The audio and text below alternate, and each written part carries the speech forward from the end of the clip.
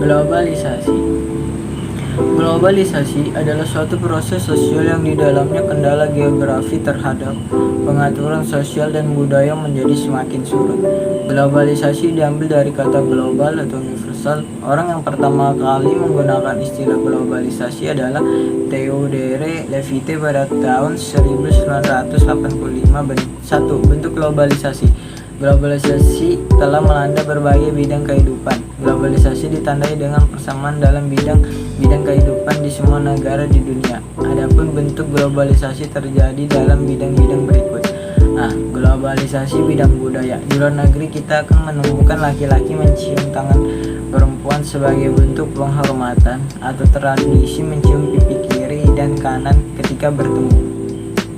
Globalisasi bidang komunikasi. Komunikasi merupakan proses penyampaian pesan atau informasi dari satu pihak ke pihak lain. Globalisasi dalam bidang komunikasi dapat dilihat dari kemajuan teknologi komunikasi. Awalnya masyarakat Indonesia berkomunikasi dengan cara tradisional, kemudian mulai mengalami perkembangan dalam teknologi handphone, telepon, internet, serta media sosial yang ada sekarang ini. Globalisasi bidang ekonomi. Globalisasi di bidang ekonomi merupakan suatu aktivitas ekonomi dan perdagangan secara global dan terbuka. Perdagangan bebas adalah sistem perdagangan yang makin luas dan menghilangkan hambatan-hambatan tidak lancarnya perdagangan internasional. Globalisasi bidang iptek.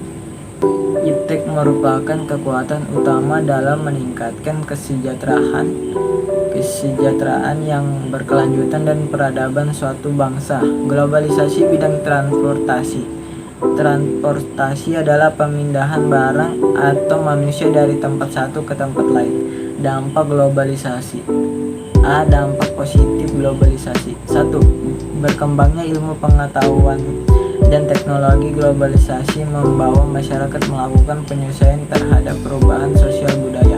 Hal ini dapat dilihat dari minat masyarakat terhadap ilmu pengetahuan yang semakin besar. Perkembangan ilmu pengetahuan dan teknologi di berbagai bidang kehidupan membawa pengaruh positif dalam masyarakat.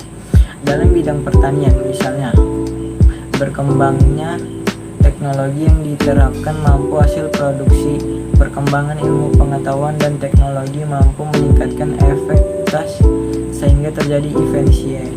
2. Meningkatkan efektivitas dan efisiensi pembayaran tiket dilakukan dengan transfer melalui ATM atau SMS banking. Mengapa cara pembelian dan pembayaran semacam ini banyak dipilih oleh pengguna jasa transportasi?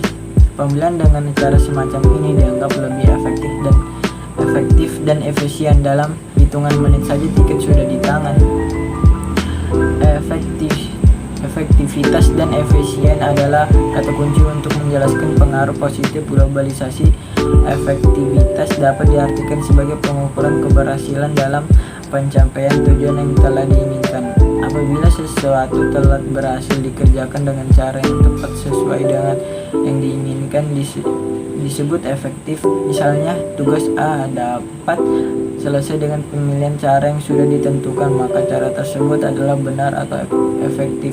Efisien dapat diartikan sebagai tepat cara, berdaya guna dan bertepat guna dalam melakukan sesuatu. Dengan kata lain, efektif adalah melakukan tugas yang benar, sedangkan efisien adalah melakukan tugas yang tepat.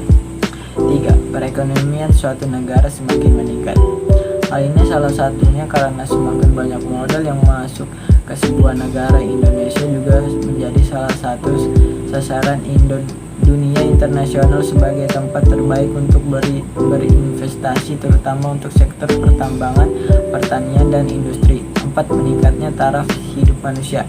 5. Komunikasi semakin cepat dan mudah.